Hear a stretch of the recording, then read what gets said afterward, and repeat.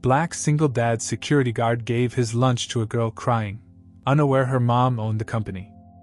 The elevator's soft ding echoed through the marble lobby of Sterling Tech Tower as Marcus Washington stepped out, his security badge swaying gently against his Navy uniform. At 42, he moved with the quiet confidence of a man who had learned that life's biggest storms often came without warning. The downtown Chicago skyline sparkled through the floor-to-ceiling windows, casting long shadows across the polished floors that Marcus had walked countless times during his 3 years as the night shift security guard. It was 7:30 p.m. on a Tuesday, and the building should have been nearly empty. The last of the day shift employees had filtered out an hour ago, leaving behind only the soft hum of computers on standby and the occasional click of Marcus's footsteps as he made his rounds. He liked the quiet. It gave him time to think about his daughter Taylor, probably hunched over her laptop at home, working on another coding project that made his head spin with its complexity. But tonight, the quiet was broken. A soft whimpering sound drifted across the lobby, so faint that Marcus almost missed it. He paused, tilting his head to listen.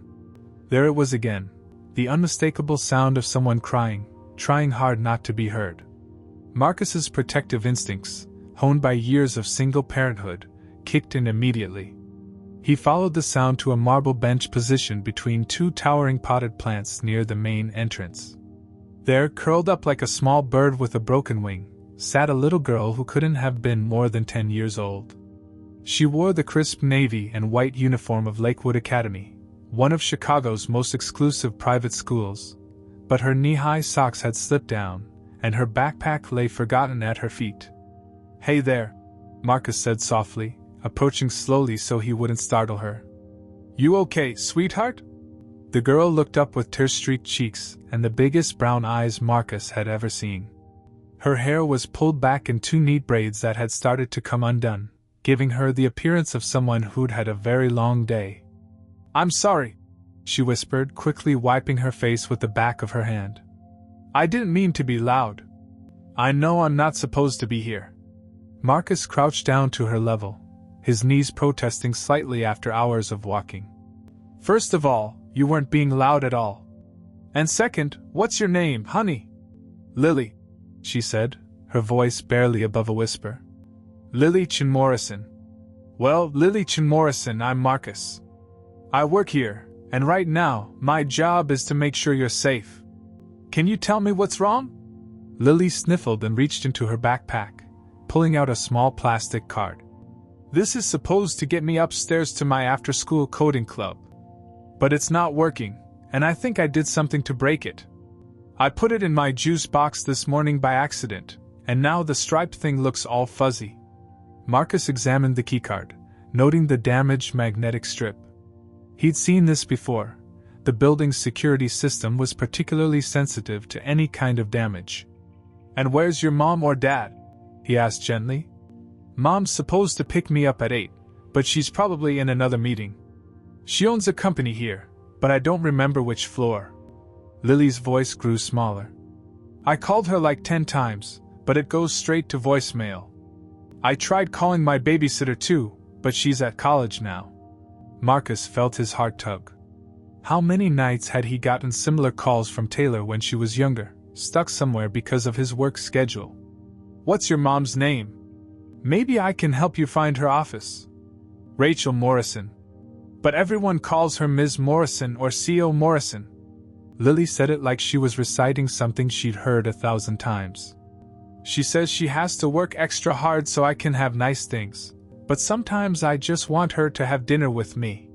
The innocence in her voice hit Marcus harder than he expected.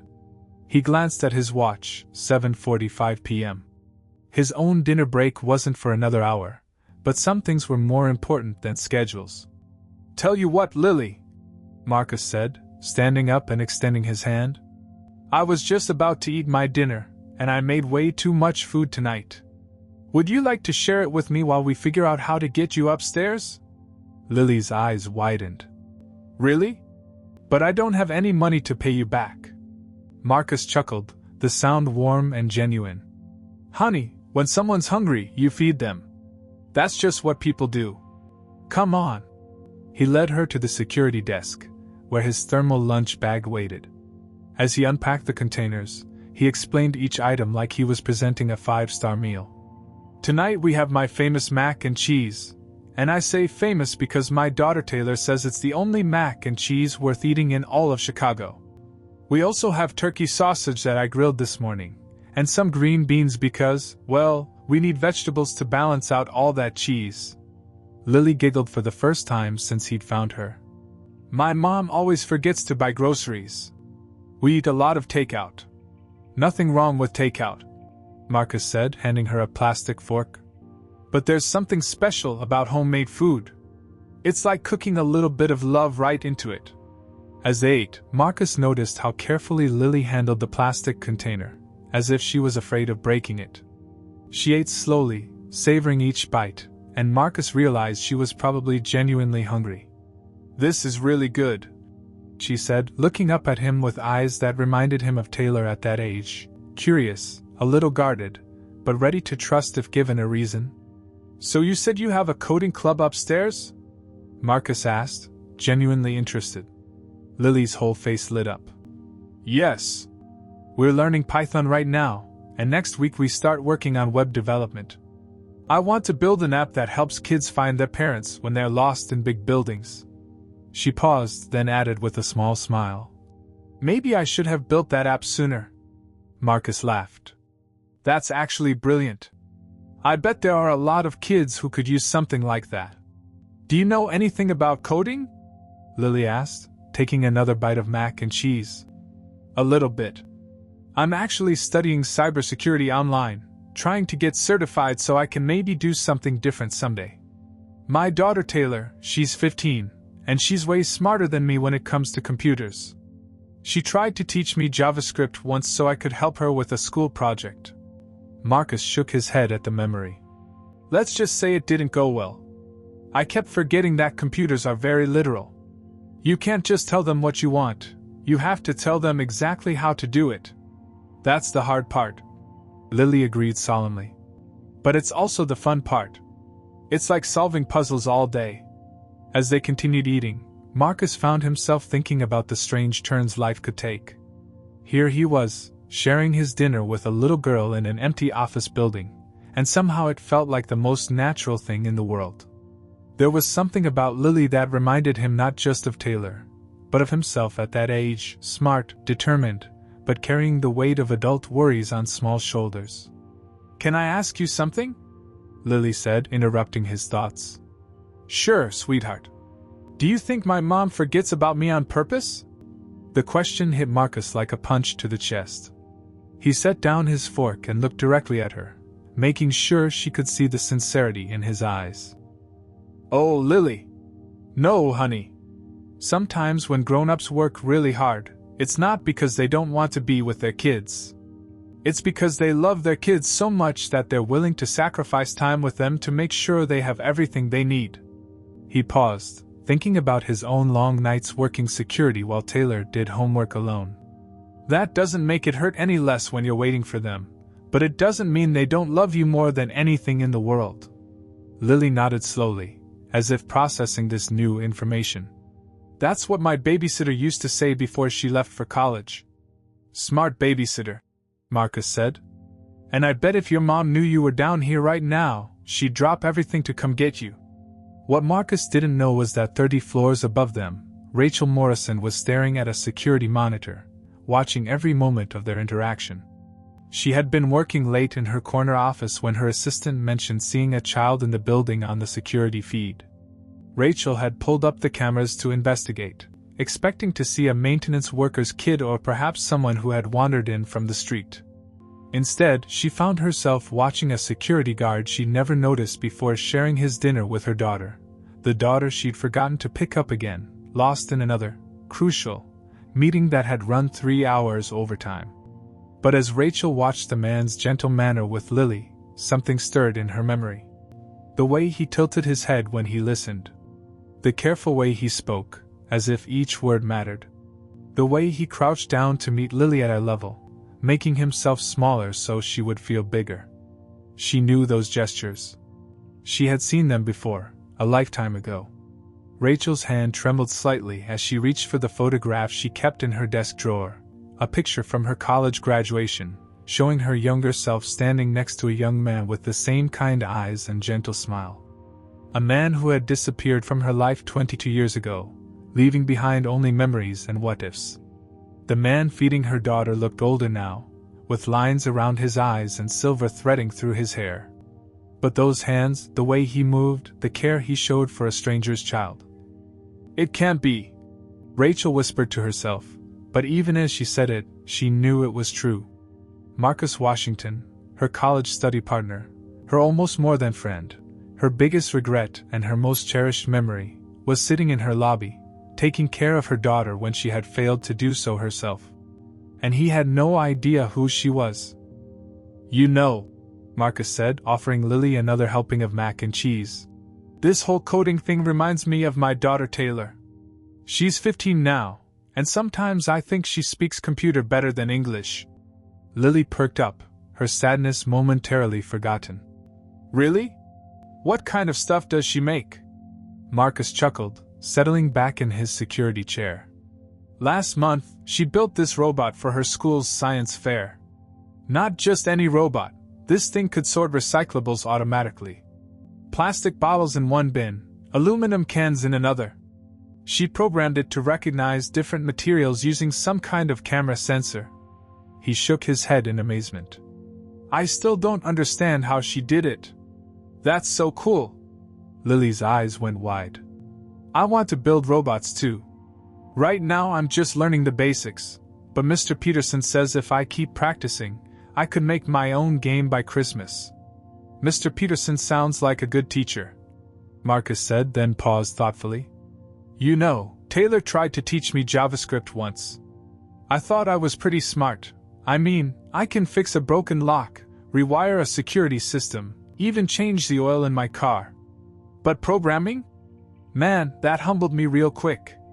Lily giggled. What happened? Well, Marcus said, adopting the tone of someone telling a great adventure story. Taylor wanted help with this school project, an app that would remind students about assignment due dates. Sounded simple enough, right? She sat me down at her computer and started explaining variables and functions and loops. I'm nodding along, thinking I got it. He paused dramatically, and Lily leaned forward, completely engaged. So she gives me this simple task: make the computer print hello, Marcus 10 times. Should be easy, right? I spent 2 hours trying to figure it out. Kept getting error messages I couldn't pronounce. Finally, Taylor comes back from making a snack and finds me staring at the screen like it had personally insulted my mother. Did you figure it out? Lily asked, practically bouncing in her seat. Eventually, Marcus laughed. Turns out I'd been spelling function wrong the whole time. F-U-N-C-S-I-O-N. I kept leaving out the T. And computers, well, they don't forgive typos like people do. Lily burst into genuine laughter, the first real joy Marcus had seen from her all evening. My mom does that too. She tried to help me with my coding homework once, but she kept putting semicolons in the wrong places. We spent forever trying to figure out why the program wouldn't run. Marcus smiled at the mention of her mother, but he noticed how Lily's expression shifted slightly, happiness mixed with something that looked like longing. Your mom sounds pretty involved in your schoolwork, he said gently. Lily shrugged, poking at her green beans. Sometimes, when she's not in meetings or traveling for work. She tries really hard, but... She trailed off, looking out the lobby windows at the city lights. But sometimes you wish she was just around more? Marcus finished softly. Lily nodded, not trusting her voice. Marcus understood that feeling too well. You know what I learned when Taylor was about your age? Sometimes parents carry more weight than they show their kids. Your mom, running a whole company, that's like juggling 100 glass balls at once, and she's probably terrified of dropping any of them because she knows how much they matter to other people. I guess, Lily said quietly. I just wish I could be one of those glass balls she's afraid to drop. The simple honesty of it nearly broke Marcus's heart. Oh, sweetheart. You're not just one of those glass balls. You're the whole reason she learned how to juggle in the first place. 30 floors above, Rachel Morrison had tears streaming down her face as she watched the interaction on her monitor. She could see Lily's body language change as Marcus spoke, the way the little girl's shoulders relaxed and her posture straightened. This stranger was giving her daughter something Rachel had been too busy to provide: undivided attention and genuine care. Rachel thought about all the missed dinners, the rushed bedtime stories, the school events she'd attended while answering emails on her phone. She had built an empire, but somewhere along the way, she had forgotten that her most important investment was sitting in her lobby, learning life lessons from a security guard who understood parenting better than she did. "Tell me more about Taylor," Lily said, seeming to sense that talking about his daughter made Marcus happy. Marcus's whole face softened. "She's incredible, Lily. Smart like you, but also kind. Last week, she spent her whole Saturday teaching coding to kids at the community center. For free. Said she wanted to make sure kids who couldn't afford fancy schools still had a chance to learn." "Wow," Lily breathed. "She sounds amazing. Do you think she'd want to meet me sometime?" Marcus looked at this earnest little girl who had somehow worked her way into his heart in less than an hour. "You know what? I think she'd love that. She's always saying she wants a little sister to teach coding to." "Really?" Lily's face lit up like Christmas morning. "Really," Marcus confirmed. "But right now, let's focus on getting you back to your coding club, okay?" As if summoned by his words, the elevator dinged softly in the distance. Marcus glanced at his watch, 8:15 p.m. Right on time, if this was Lily's mother coming to pick her up. What he didn't expect was the familiar sound of heels clicking across marble, moving faster than usual, as someone rushed across the lobby toward them. Rachel Morrison's hands shook as she stared at the photograph in her drawer, the same one she'd looked at countless times over the past 22 years. The edges were worn soft from handling, the colors slightly faded, but the memory remained crystal clear. There she was at 22, fresh out of Northwestern University with a computer science degree and dreams bigger than her bank account. And standing beside her, arm casually draped around her shoulders, was Marcus Washington, brilliant, kind, and completely unaware that she had been head over heels in love with him. She remembered that day perfectly. It was May 15th, 2003. Graduation day. They had just finished their final project together, a security system for small businesses that had earned them both A's and the admiration of their professors. Marcus had insisted on celebrating at the cheapest restaurant near campus, a little Thai place where they could split an order of pad Thai and still have money left over for bus fare home. "We did it, Rach," he had said, raising his water glass in a mock toast. "Two broke kids from the South Side, and we're about to become computer engineers." Rachel had wanted to tell him then. Wanted to say that she didn't care about being broke, that she'd rather eat ramen noodles with him for the rest of her life than have caviar with anyone else.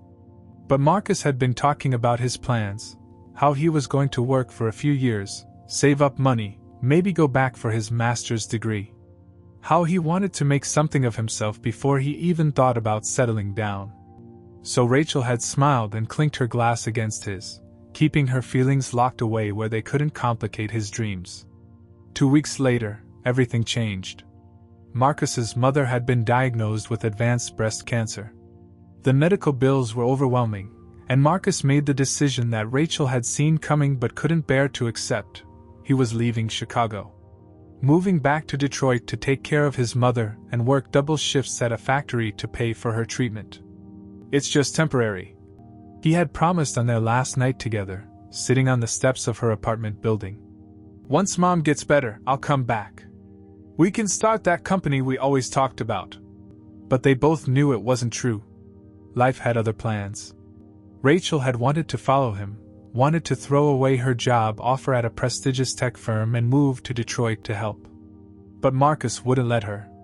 "You have a chance to be something great, Rach," he had said, his voice thick with emotion. "Don't throw that away for me. Promise me you won't throw that away." So she had promised, even though it felt like ripping her heart in half. They had tried to stay in touch at first. Phone calls that grew shorter and less frequent as Marcus worked longer hours and Rachel threw herself into her career. Letters that became emails, emails that became holiday cards, until finally, there was nothing but silence and the ache of wondering what if. Rachel had built her empire on that promise. Every late night, every missed social event, every relationship she'd sabotage because it didn't feel like what she'd had with Marcus, it was all fuel for her ambition. She had become exactly what he believed she could be: successful, powerful, respected. But watching him now on the security monitor, seeing the gentle way he cared for Lily, Rachel realized something that made her chest tight with regret. In all her success, she had somehow forgotten the most important lesson Marcus had taught her: that greatness wasn't just about achievement. It was about how you treated people when no one was watching. Marcus had spent the last 20 years becoming the kind of man who would share his dinner with a lonely child, who would sacrifice his break to make sure a stranger felt safe and cared for. He had raised a daughter who taught coding to underprivileged kids for free, who embodied the kindness that Marcus carried in his bones. And Rachel? She had become the kind of mother who forgot to pick up her own child, who had to watch on a security camera as a stranger provided the comfort and attention she should have been giving. The irony was almost too much to bear. She had spent 2 decades building a company, accumulating wealth and influence, trying to become worthy of the dreams Marcus had seen in her. But Marcus had been living those dreams all along, just in a different way. She thought about Lily's question from earlier that week. "Mom, why do you love your office more than you love me?" Rachel had laughed it off then, explaining about responsibility and providing for the future. But now, seeing her daughter's face light up as Marcus talked to her with genuine interest and care, Rachel understood that Lily hadn't been asking about love at all. She had been asking about attention, about presence, about the simple act of being seen. Marcus had seen Lily in 10 minutes in a way Rachel had failed to see her in months.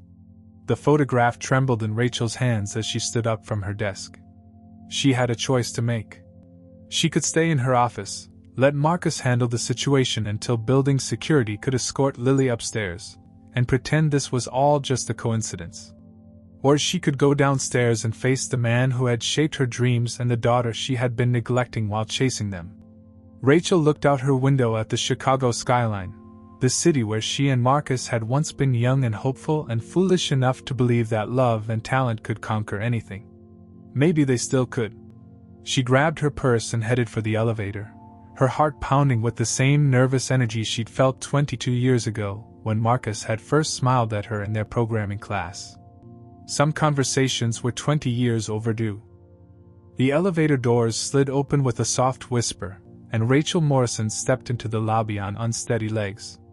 22 years of boardroom confidence evaporated the moment she saw him sitting there with Lily, his kind eyes focused entirely on her daughter, as she explained something with animated hand gestures. "Mom!" Lily's voice cut through Rachel's paralysis as the little girl spotted her and jumped up from the security desk. "You came!" Rachel forced herself to move, to breathe, to be the mother Lily needed her to be even as her heart hammered against her ribs. "Of course I came, sweetheart. I'm so sorry I'm late. My phone was on silent during the board meeting." But as Lily ran toward her, Rachel's eyes remained locked on Marcus, who was standing now, straightening his uniform and wearing the polite, professional expression she'd seen him use with other building visitors. He didn't recognize her. How could he? She was no longer the girl with wild curls and thrift store clothes who used to fall asleep on his shoulder during all-night coding sessions. Now she wore designer suits and her hair was perfectly styled, her whole appearance crafted to project authority and success. "Marcus gave me his lunch and taught me how to draw a game on paper," Lily exclaimed, throwing her arms around Rachel's waist. "Look." She held up a napkin covered in flowcharts and sketches that showed the basic structure of a simple adventure game.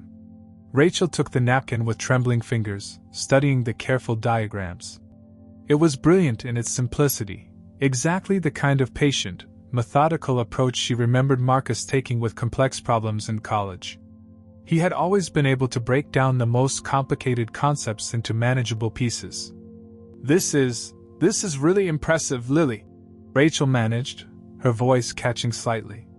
Marcus stepped forward, and Rachel caught a faint whiff of the same cologne he'd worn in college, something inexpensive but clean that she had associated with safety and warmth for years after he'd left. Your daughter is incredibly bright, Ms. Marcus paused, waiting for her to introduce herself. This was it. The moment of truth. Rachel looked into those familiar brown eyes that had seen her at her most vulnerable, that had encouraged her through late-night study sessions and celebrated her victories as if they were his own, and felt the weight of 2 decades pressing down on her chest. Morrison, she said quietly. Rachel Morrison. Marcus's polite smile remained in place, but something flickered behind his eyes. A pause. A moment of uncertainty. Ms. Morrison, he repeated slowly, as if testing the name. Lily mentioned you own a company in the building? Ah, yes. Rachel's throat felt dry. Sterling Tech. I'm the CEO. Sterling Tech. Marcus nodded, still professional, but she could see the wheels turning. That's the whole top floor, isn't it? Yes. Rachel clutched Lily's hand, using her daughter as an anchor to keep herself grounded. Marcus, I wanted to thank you for taking care of Lily. I saw on the security feed that she was down here, and I wanted to come down personally too. She trailed off because Marcus had gone very still. His eyes were studying her face now with the intensity she remembered from when he was trying to solve a particularly challenging piece of code. Rachel, he said softly, and the way he said her name, with recognition dawning like sunrise, made her knees weak. You two know each other? Lily looked back and forth between them, her 10-year-old intuition picking up on the strange undercurrent in the conversation. Rachel started, then stopped. How do you explain to your daughter that you're looking at the ghost of your past? That the man who had just shown her more kindness in one evening than you'd managed in months was once the center of your entire world? We went to school together, Marcus said, his voice carefully neutral. A long time ago. But his eyes were saying something else entirely. They were saying, Rachel Chen from Professor Martinez's advanced programming class. Rachel who used to sneak candy bars into the computer lab during finals week. Rachel who cried the night before graduation because she was terrified of not being good enough for the real world. A long time ago, Rachel echoed, wondering if he could see past the expensive clothes and executive polish to the girl who used to wear his old Northwestern sweatshirt during late-night coding sessions because it smelled like him and made her feel brave. Lily looked between them again, her young face scrunched in confusion. But you didn't recognize each other at first. People change, Marcus said simply, but there was something in his tone, not accusation, exactly, but a question. An acknowledgement that they were both different people now than they had been at 22. Yes, Rachel agreed, her voice barely above a whisper. They do. The lobby fell silent except for the soft hum of the building's ventilation system and the distant sound of traffic outside. Rachel felt suspended between two worlds, the successful CEO she had become and the young woman she had once been, standing in Marcus's presence, and remembering what it felt like to be truly seen by someone. Could we? Rachel's voice cracked slightly, and she cleared her throat. Could we talk for a second? Alone? Marcus glanced at Lily, then back at Rachel. Of course. Lily, sweetheart, Rachel said, kneeling down to her daughter's level. Can you sit right here for just a minute while Marcus and I talk? We'll just be right over there. She pointed to a quiet seating area near the windows, still visible but far enough away for a private conversation.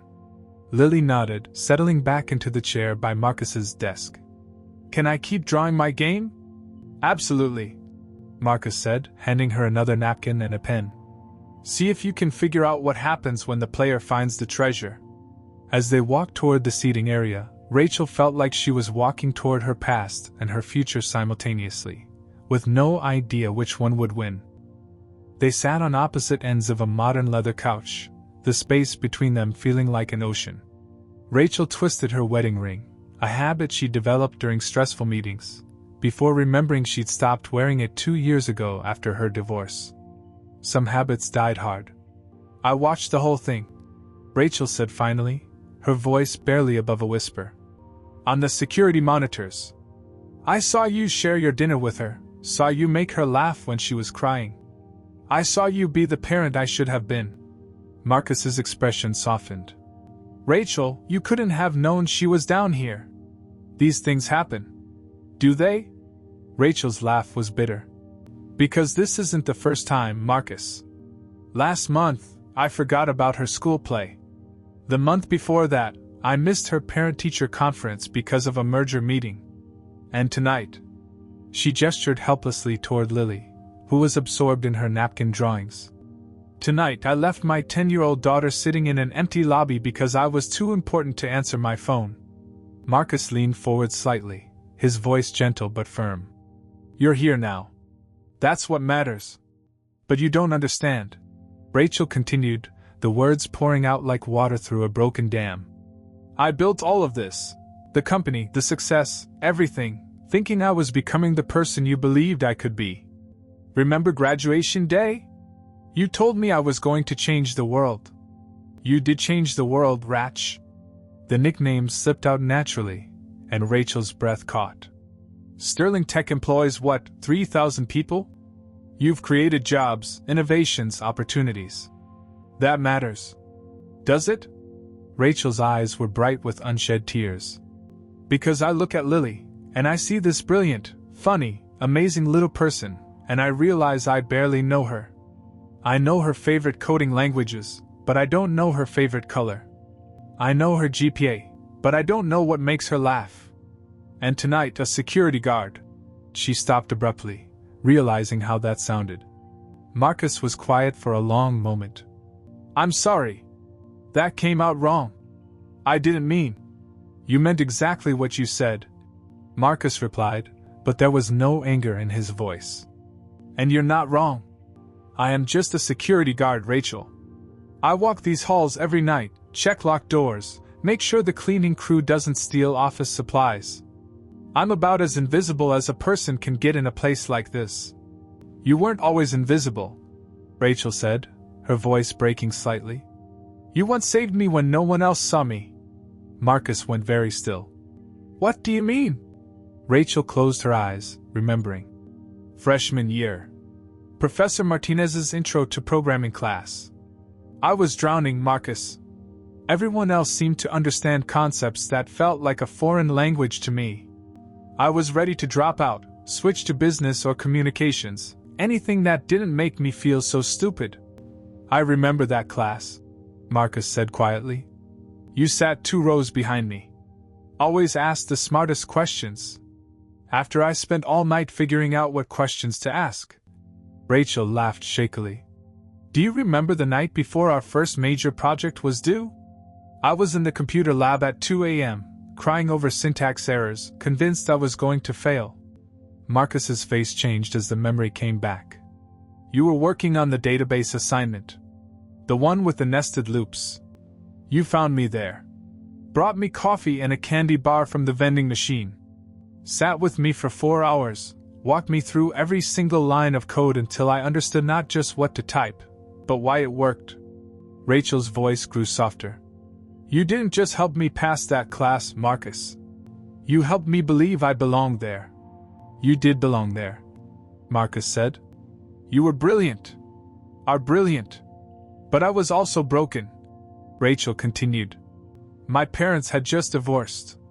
I was working 3 part-time jobs to pay for school. I felt like I was pretending to be someone I wasn't, and sooner or later, everyone would figure out I was a fraud. She looked at him directly now. But when you explained things to me, when you looked at me like I was capable of greatness, for the first time in my life, I felt like maybe I actually was. Marcus was quiet for a long moment, processing. I had no idea you were struggling. You always seemed so confident. That's what I learned to do, project confidence even when I felt like I was drowning. It served me well in business. Rachel's smile was sad.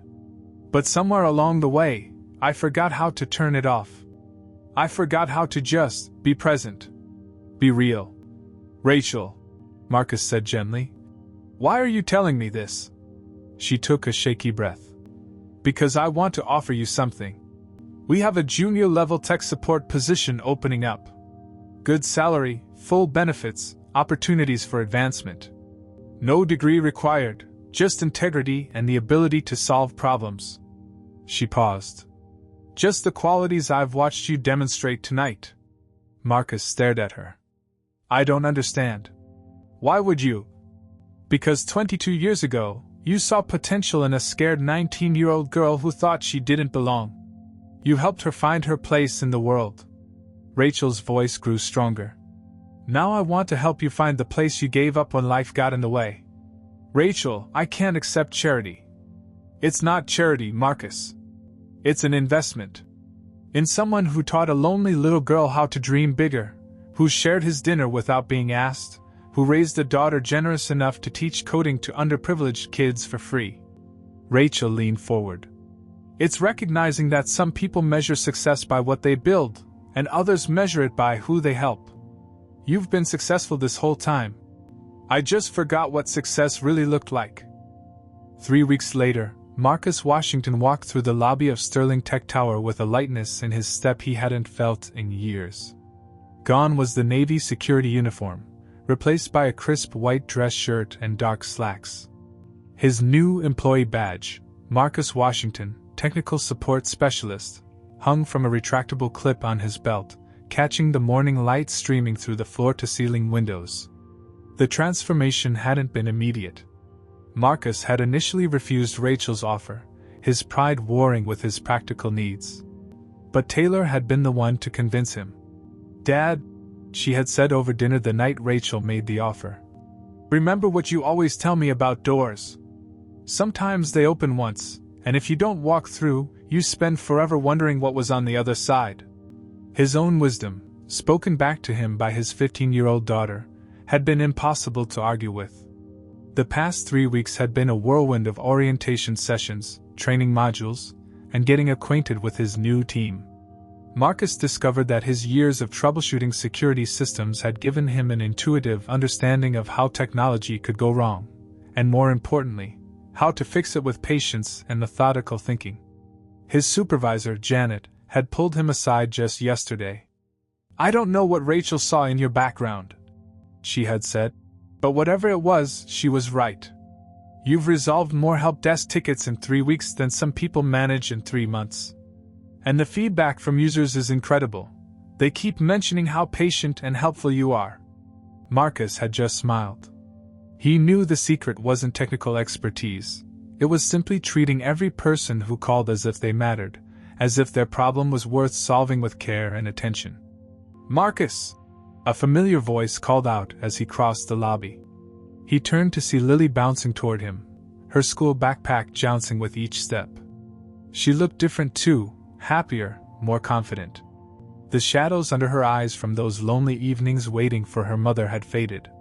How's my favorite coding prodigy? Marcus asked, crouching down to her level just as he had that first night. Guess what? Lily's eyes sparkled with excitement. I finished my first real app. It's called Find My Family, and it helps kids locate their parents in big buildings by sending GPS coordinates through text messages. Marcus's face broke into a proud grin. That's incredible, Lily! You actually built the app you told me about that first night. With help from Taylor, Lily admitted. She's been teaching me advanced functions over video calls. Did you know she got into that prestigious coding camp? I didn't know that, Marcus said, his voice thick with emotion. The camp scholarship had been anonymously funded by Sterling Tech's Educational Foundation, though Rachel had made sure Marcus knew where it had come from. She's pretty excited about it. Mr. Washington? Marcus looked up to see Rachel approaching, and his heart did the same small skip it had been doing every time he saw her over the past 3 weeks. She looked different too, still professional, but softer somehow. She'd started leaving the office earlier, spending more time in Lily's after-school coding club, even learning Python herself so she could better understand her daughter's passion. Ms. Morrison, Marcus replied, though they'd long since moved past such formalities in private. I wanted to catch you before you headed upstairs. Rachel said. I have something for you. She handed him an envelope, thick and official looking. Marcus opened it carefully, his eyebrows rising as he read. This is... Rachel, this is acceptance into Northwestern's part-time cybersecurity master's program. With a full scholarship. The company sponsors continuing education for employees who show exceptional promise, Rachel said, but her smile gave away the personal nature of the gesture. Besides, I seem to remember someone once having dreams about getting his master's degree. Marcus looked from the letter to Rachel to Lily, who was practically vibrating with excitement beside them. I don't know what to say. Say you'll finally finish what you started, Rachel said quietly. Does this mean you'll be even smarter than you already are? Lily asked, tugging on Marcus's sleeve. Marcus laughed, ruffling her hair. It means I'll finally catch up to you and Taylor. As the three of them stood there in the lobby where everything had changed, Marcus reflected on the strange turns life could take.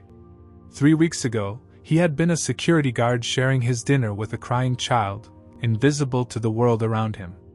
Now he was part of something bigger, a company, a community, a second chance at dreams he thought he'd lost forever. Oh, I almost forgot, Rachel said, pulling out her phone. Taylor sent this to Lily this morning. She showed them a photo of Taylor at her coding camp, grinning widely while holding up a small robot. The caption read, "Built this for Lily. It can sort recycling and give encouraging messages when you're feeling down. Can't wait to show you how it works." She built that for me?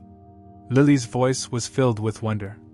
She sure did, Marcus said, his heart swelling with pride for both girls. Looks like you're going to have quite the mentor. As Marcus headed toward the elevator for another day of solving problems and helping people, he passed the marble bench where he'd first found Lily.